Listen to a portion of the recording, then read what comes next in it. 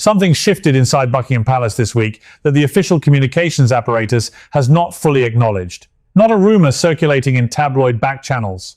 Not an anonymous claim from a source with an agenda.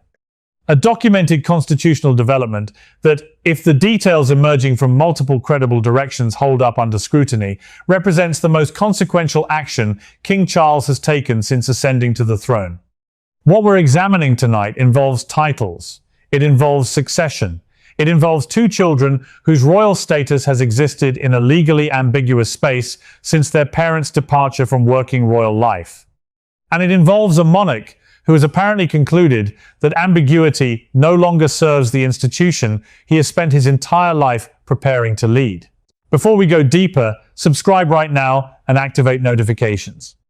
This story involves constitutional dimensions that most coverage isn't examining carefully enough, and the implications extend well beyond the Sussex family drama that fills most royal headlines. Hit the like button.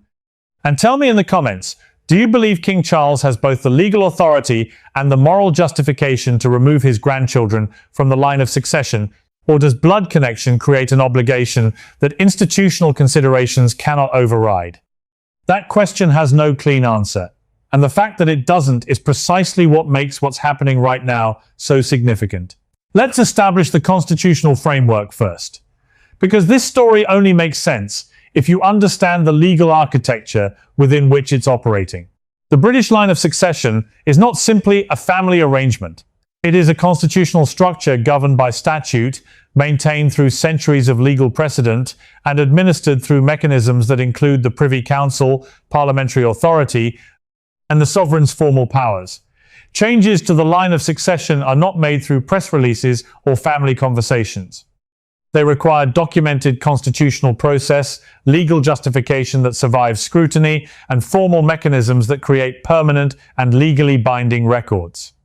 When people talk about title removal and succession changes in the royal context, they are often conflating two separate things that have different legal weights and different implications. Titles can be formally stripped through royal decree, supported by Privy Council process. Succession rights are governed by statute and require that statutory framework to establish grounds for removal. Both processes exist. Both have precedent, though the precedent is sparse because the circumstances that trigger them are extraordinarily rare. What sources familiar with palace legal processes are describing this week involves both mechanisms being activated simultaneously. And the activation of both together, rather than either alone, is what gives this development the constitutional gravity that most coverage has failed to convey. The background to this moment stretches back further than most current coverage suggests. The Sussex departure from working royal life in early 2020 was structured around agreements that both sides understood had specific conditions attached. The continuation of certain titles and the maintenance of succession positions for the children were understood within the palace's internal framework to be contingent on behaviour consistent with the dignity and obligations those positions carry. That contingency was never fully articulated publicly. The palace's communications approach at the time of the departure prioritized managed transition language over constitutional precision. What was described to the public as a negotiated arrangement for independence was understood internally as a conditional status that could be reviewed if the conditions attached to it were demonstrably violated. The 3 years following the departure produced a documented record that palace constitutional advisors spent considerable time analyzing. The Oprah interview, the Netflix documentary, the memoir. The ongoing pattern of public statements that addressed the royal family in terms that palace lawyers characterized internally as incompatible with the continued holding of royal status and titles. Each element of that record was reviewed. Each was assessed against the constitutional standards that govern what holders of royal titles and succession positions are understood to owe the institution those titles represent. And the accumulated assessment, according to sources familiar with the internal process, reached a threshold that constitutional advisors concluded required formal response rather than continued management. The investigation that preceded this week's development reportedly began in earnest approximately 18 months ago. Not as a reactive response to any specific public statement from Harry or Meghan, as a systematic examination of whether the conditions that had always been attached to the Sussex titles and succession positions had been met or violated in ways that met the legal threshold for formal constitutional action. That investigation involved palace lawyers, constitutional experts retained from outside the palace's standard legal infrastructure to provide independent assessment, former holders of senior legal offices who could speak to precedent with the authority of direct institutional experience, and a review of documentation spanning the entire period from the 2020 departure through the most recent public conduct of both Harry and Meghan. The findings of that investigation are what drove the formal process that sources are now describing as having reached its conclusion. The specific grounds cited in what sources describe as a formal decree fall into categories that reflect the constitutional framework being applied rather than the personal grievances that dominate public discussion of the Sussex situation.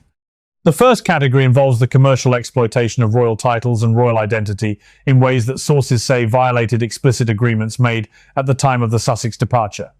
The palace's internal position is that Harry and Meghan's commercial activities following their departure were structured around their royal identities in ways that extracted commercial value from royal status while simultaneously claiming independence from royal obligations. This isn't a subtle distinction in constitutional terms. It represents a specific type of bad faith that undermines the legal basis for maintaining the titles that were generating the commercial value. You cannot simultaneously claim independence from an institution and derive your commercial value primarily from your insider connection to that institution. The contradiction is not merely personal or ethical. It has constitutional implications for the legitimacy of the title arrangement itself. The second category involves the public characterization of the royal family in Harry's memoir and in the various media platforms the Sussexes have used since their departure. Palace constitutional advisors apparently concluded that the content of these communications crossed from the legitimate expression of personal experience into territory that constituted systematic damage to the institution whose titles Harry and Meghan continued to hold. This is the most contested of the constitutional grounds being cited, and intentionally so. The line between legitimate personal narrative and conduct incompatible with royal title is genuinely difficult to locate with precision. Palace lawyers spent considerable time establishing where they believed that line sat and documenting the specific ways in which Sussex communications had crossed it. The documentation runs to significant length, precisely because the constitutional advisors understood this ground would face the most scrutiny. The third category is the one that has generated the most significant internal palace concern, and that sources indicate was ultimately the most compelling factor in the decision to proceed with formal action. It involves questions about the documentation surrounding the births of Archie and Lilibet and their formal qualification for inclusion in the line of succession under the statutory framework that governs succession rights. We want to be precise here because this is the dimension of this story that is most sensitive and most consequential. We are not in a position to characterize the specific nature of the documentation questions that palace investigators reportedly identified. What sources familiar with the investigation describe is a pattern of discrepancies between official announcements and underlying documentation that constitutional lawyers concluded warranted formal review under succession law. Succession law in Britain is not ambiguous about the requirements for inclusion in the line. The statutory framework is specific about what qualifies an individual for succession position.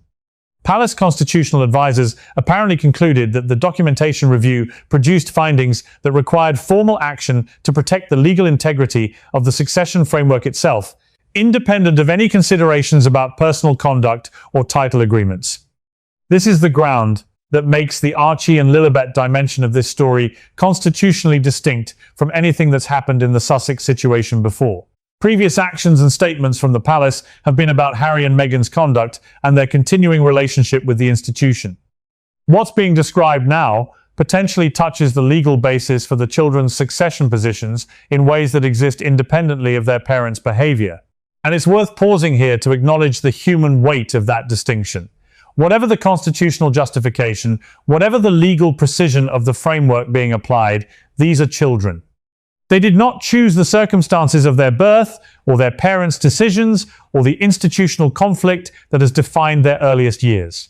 The constitutional process does not ask whether its application to innocent parties is fair in any personal sense. It asks whether the legal requirements have been met and whether the institutional integrity being protected justifies the action required to protect it. That the answer to the second question may be yes, while the human cost remains genuinely troubling, is something that serious coverage of this story must hold simultaneously rather than resolving artificially in either direction. The formal process that culminated in the decree sources are describing followed constitutional protocol with a precision that palace advisors apparently considered essential to ensuring the action's legal permanence. The Privy Council's involvement is not optional in actions of this constitutional weight. It provides the formal mechanism through which royal constitutional actions acquire their legal standing independent of any personal royal authority. The timeline sources describe shows a process that moved deliberately rather than reactively, months of investigation before any formal legal process was initiated. Extensive consultation with constitutional experts outside the palace's own legal infrastructure before conclusions were reached. Multiple rounds of legal review of the formal documents before signature, the kind of procedural thoroughness that reflects institutional understanding that actions of this magnitude will face the most rigorous possible scrutiny. King Charles's personal position in all of this is the dimension that most human interest coverage has focused on while missing what's constitutionally significant about it.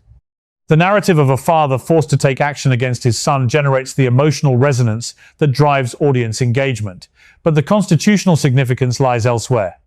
What Charles has done, if the sources describing this week's development are accurate, is exercise the full weight of his constitutional authority in a context where that authority has genuine personal cost. That exercise represents something important about how he understands his role, not primarily as a father navigating family conflict, primarily as the constitutional monarch whose obligation to the institution of the monarchy supersedes personal relationships when those relationships create genuine constitutional problems. This is the understanding of the role that his mother embodied throughout her reign and that Charles has always articulated as his model for kingship. The personal dimension is real, and it is painful. But it does not override the constitutional dimension when the constitutional dimension reaches the threshold that this situation apparently reached. What makes Charles's position particularly difficult, and what distinguishes it from the kind of institutional decision-making that has no human face, is that he is simultaneously a grandfather to the children most directly affected by this action. That role doesn't disappear when the constitutional role requires decisions that the grandfather role would never choose. It exists alongside those decisions in ways that must be privately devastating, regardless of how publicly necessary the action appeared. People who have studied Charles's approach to kingship consistently note that he has always understood the personal cost of constitutional obligation as something to be absorbed rather than avoided. This moment represents that understanding applied to its most personal possible test. And whatever the public verdict on the constitutional action itself, the human weight of making it deserves acknowledgement that political and constitutional analysis rarely provides. The reaction from Harry and Meghan's position, communicated through sources familiar with their response, reflects what appears to be genuine shock at the formality and finality of the action. Previous conflicts with the palace have had a quality of ongoing negotiation, of positions that might be revised through sufficient public pressure or private communication. What's being described this week has a different quality. Constitutional action of this type is not designed to be a negotiating position. It is designed to be a conclusion. Harry's reported response centers on the impact on his children. The argument being made from the Sussex side is that whatever the grounds for action against Harry and Meghan personally, removing Archie and Lilibet from succession and stripping whatever titles they hold punishes children for their parents' conduct. This argument has genuine emotional force. It has less constitutional force than its emotional resonance might suggest, because the succession law grounds being cited relate to the children's qualification for succession positions independent of their parents' behavior. Meghan's reported response is more legally focused. Her team has been examining whether any aspect of the formal process provides grounds for challenge in either British or American legal frameworks. Constitutional experts consulted by multiple outlets have been consistent in their assessment. British constitutional actions of this type are not reviewable by American courts, and the procedural thoroughness of the palace's process makes substantive legal challenge in British courts extraordinarily difficult. The public reaction in Britain has been more complex than either the palace or the Sussex camp anticipated. There is significant support for the principle that royal privilege requires royal responsibility and that the pattern of behaviour since the 2020 departure warranted formal consequences. There is also genuine discomfort about the application of those consequences to children who had no agency in any of the conduct being cited as justification. That public discomfort is something palace communications advisors are navigating carefully. The constitutional justification for the action is sound in legal terms. The human cost of the action, specifically as it relates to Archie and Lilibet, creates a narrative vulnerability that critics of the palace will work to exploit with considerable energy. The longer-term constitutional significance of this action extends beyond the Sussex situation to the broader question of what the monarchy is and how it functions as an institution in the 21st century. The British monarchy has always maintained its constitutional legitimacy through a combination of historical authority and demonstrated institutional responsibility. It has survived crises when it has shown the capacity to adapt and to prioritize institutional integrity over individual comfort. It has faced its most serious threats when it has appeared to prioritize personal relationships and institutional image management over genuine accountability. What Charles has done this week, if the sources describing it are accurate, is make a decision that prioritizes institutional integrity at significant personal cost. That decision may prove to be exactly the kind of action that demonstrates the monarchy's capacity for genuine accountability rather than managed appearances. Or it may generate the kind of sustained humanitarian critique about children being caught in institutional disputes that damages the monarchy's standing in ways that outlast the constitutional justification for the action. The precedent being established is the element that constitutional scholars will focus on long after the immediate controversy fades. An action of this magnitude, taken with this degree of procedural thoroughness, creates a template for how the monarchy can respond when royal status is being exploited rather than honoured. That template will exist regardless of how public opinion evaluates the specific application in this case. 3 scenarios now exist for how this develops. The first is legal silence from Harry and Meghan.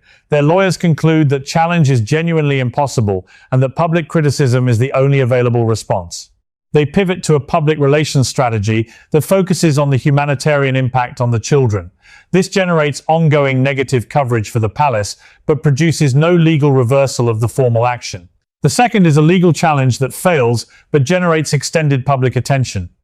Harry pursues every available avenue of challenge, each of which is eventually exhausted, without producing any change to the formal constitutional action. The process extends the story's news cycle for months or years, but ultimately confirms the action's permanence. The third is quiet negotiation conducted entirely out of public view, where intermediaries on both sides find language and process that allows some element of the formal action to be reconsidered in exchange for commitments about future conduct. This scenario is the least likely given the constitutional formality of what's been described, but it cannot be entirely excluded because private resolution has historically been the monarchy's preferred mechanism for managing situations that public confrontation makes worse for everyone involved. What is certain tonight is that the constitutional landscape of the British royal family has changed. The Sussex branch of the family exists now in a legal position that is fundamentally different from what it was a week ago. And the implications of that change for Archie and Lilibet specifically will extend across decades in ways that none of the adults currently navigating this situation can fully predict. And that forward-looking dimension is perhaps the most important lens through which to evaluate what happened this week. Whatever the constitutional justifications, whatever the legal precision of the process, the question that will ultimately determine how history judges this moment is simpler and more human than any of the statutory frameworks involved. Did the institution protect itself in a way that also protected its future capacity to be worth protecting? Did the action taken this week strengthen the monarchy's claim to represent something valuable in British public life? Or did it demonstrate a willingness to apply constitutional power against the most vulnerable parties in a family conflict in ways that a healthy institution should have found other means to address? Those questions don't have answers tonight. They will be answered over years, in the relationship between the monarchy and the British public, in the lives that Archie and Lilibet build as they grow up outside the institution their grandfather leads, and in whether the precedent established this week ultimately serves the constitutional integrity it was designed to protect. Subscribe for continued coverage as the legal and constitutional dimensions of this story develop. Like this video if you believe institutional accountability matters, even when its application involves painful personal consequences. And comment below with your genuine assessment. Did King Charles make the right decision for the institution, even if it came at an unacceptable cost to 2 children who had no voice in any of this? Because that question captures the tension at the center of this story that no constitutional framework fully resolves. The decree is signed, the process is concluded, the consequences are permanent, and the full implications are only beginning to become visible. Stay informed. This is bigger than one family's conflict.